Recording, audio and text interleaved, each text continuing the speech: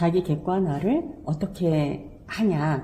저는 그래서 지난 작업을 보면서 지금하고의 어떻게 변화가 됐는지, 그리고 그때의 마음으로 돌아가기도 하고, 사실 10년을 취미생활을 해 사람들하고 어울리는 취미 동호회라든가 이런 걸 이용하지 않고 혼자서 작업을 해내는 그런 취미라면 저는 한 10년 정도 되면은 준전문가 정도는 되지 않을까 하는 생각을 하거든요. 하고 있는 그 취미를 이용해서 사업을 할 수도 있고 새로운 사업 아이템 이런 것들도 있지만 시작하기에는 현실적으로는 어렵고, 그래서 해오던 거 확장시키는 게 제 역할이라고 생각을 해요. 전시를 해서 알리고 그림을 판매하고 이런 일보다는 제 그림들 120, 제 나름대로 평론을 하는 거죠. 저가 저 자신을 아는 사람이 없으니까. 또 저 자신에 대한 그런 것들이 표현적인 것들로 보여졌으니까 그거를 되는 거죠. 그래서 저는 자기 객관화, 또 나아가서는 자기 탐구나 자기 연구를 해서 표현하고자 하는 욕구들을,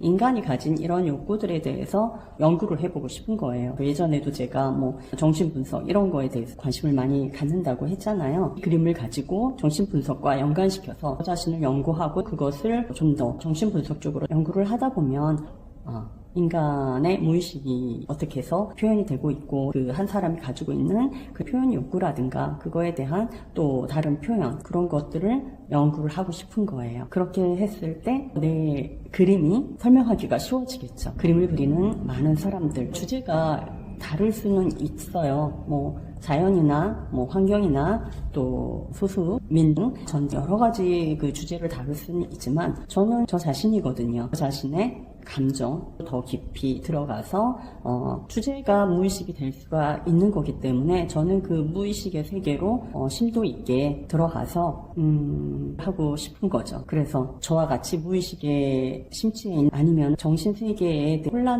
혼란을 불러 여러 가지 또 그걸 풀어내지 못했을 때 오는 어떤 문제들, 저는 그 무의식을 회화나 글이나 이런 걸로 풀어냈어요. 그래서 지금의 저의 정체성에 대해서도 다양한 GP가 있거든요. 1단계, 2단계, 3단계 이렇게 나눠서, 그것들은 분석적으로 연구했던 사상가들에 의한 이론들이었거든요. 그 이론들을 제가 받아들여서 그 이론들을 저한테 대입을 해, 그리고 그림으로 표현이 되고, 그럼으로써 그들이 주장하는 것과 비슷하다라는 생각을 했기 때문에 그런 글들을 쓸 수가 있었던 거거든요. 그러다 보니까 저 역시도 이제 다른 사람들에 대해서 관심을 갖기 시작을 하는 거죠.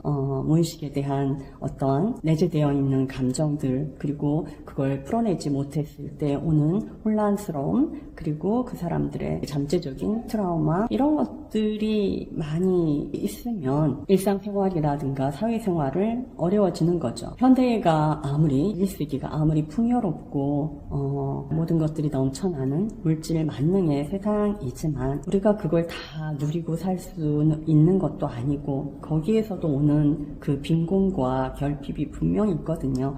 물질적인 그 허무주의로 빠지기가 쉽고 우리가 그거에 대한 위험들이 내재되어 있잖아요. 그것을 잘 다스리지 못할 때 오는 위험성들도 알고 있는 거고, 그렇다면은 풍요로운 것이 외부의 물질 말고 정신의 세계에서 어떻게 잘 풀어나갈까, 이런 생각을 이제 하면서 표현이라는 그 수단을 가지고 연구를 하고 싶은 거예요. 그림도 계속 하지만 이렇게 관심이 있고 또 정신 분석에 관심이 있는 이유도 그런 이유가 있기 때문이거든요. 회화라는 표현, 글을 쓴다는 것도 그렇고 자기가 혼자만의 시간을 갖고 중에서 뭔가를 발견하고 끄집어내고 싶고 안에 있는 것들을 뿜어내고 싶을 때, 그럴 때 나는 과연 뭘 할 수 있을까? 어떤 수단을 이용을 해서 그것을 표현이라는 것들을 이끌어낼까? 그런 것부터 조금씩 훈련하는, 연습을 하는 과정이 필요할 것 같아요. 우리 세대에는 뭘 그런 걸 가지고 그러냐, 그냥 털어버려, 잊어버려, 참어, 이런 말 많이 했거든요. 남자들은 그렇잖아요. 술 한잔하고 잊어버려. 그런 말 너무 쉽게 하잖아요. 근데 신한테 고통이고 그 안에서 해결하지 못한 그 혼란이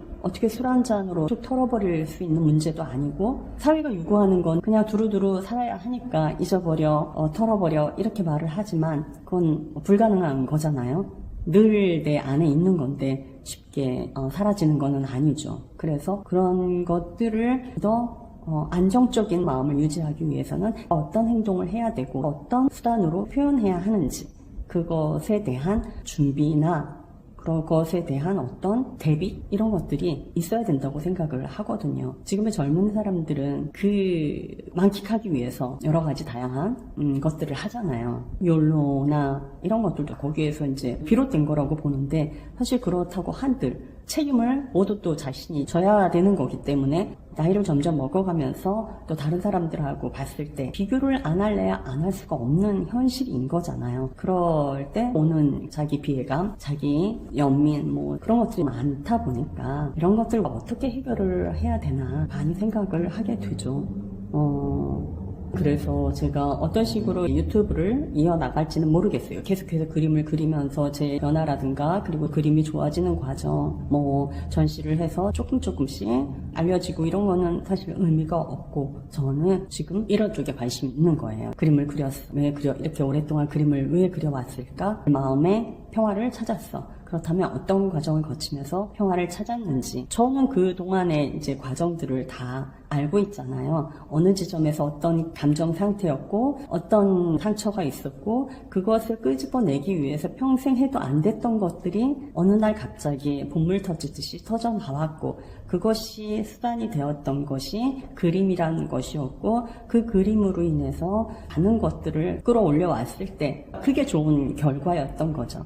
결과로서 보여진 거는 이제 더 이상 어려움이 없을 거라는 확신 그리고 당당한 모습 이런 거를 갖췄기 때문에 그것은 한 인간으로서 좋은 기회 되었다고 생각을 해요. 제 마음 상태가 이렇게 됐다라는 게 우선이고 그거를 이루었다고 생각을 하니까 더 이상 제가 원하는 게 써지는 거예요. 이후의 성공이나 이런 거는 그냥 부차적인 거고 그렇게 중요한 게 아니다. 그런 생각이 드는 거죠. 그래서 저는 자기 자신을 알아가고 자신을 도와주고 자기 자신을 온전히 만들어 놨을 때 한 인간으로서 새로운 모습으로 탄생됐을 때 그것이 진짜 나이다. 그 나의 모습으로 바로 서면 모든 것이 다 만족스럽다 이런 생각을 하고 있어요. 그래서 이런 것들 저는 나누고 싶고 힘들어하는 사람들 또 다른 표현 수단을 찾기 위해서 애쓰는 분들 조금 도움이 될 만한 이야기를 할 수 있다면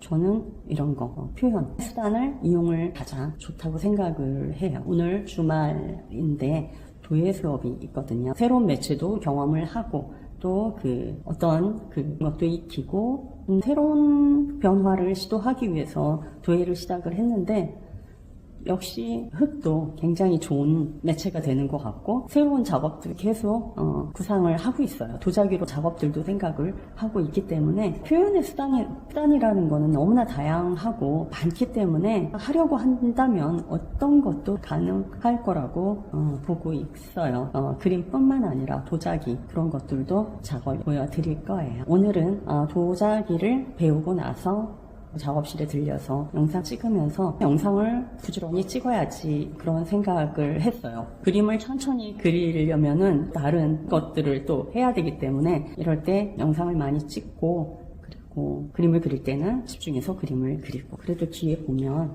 새로운 작업이 있죠. 재밌죠.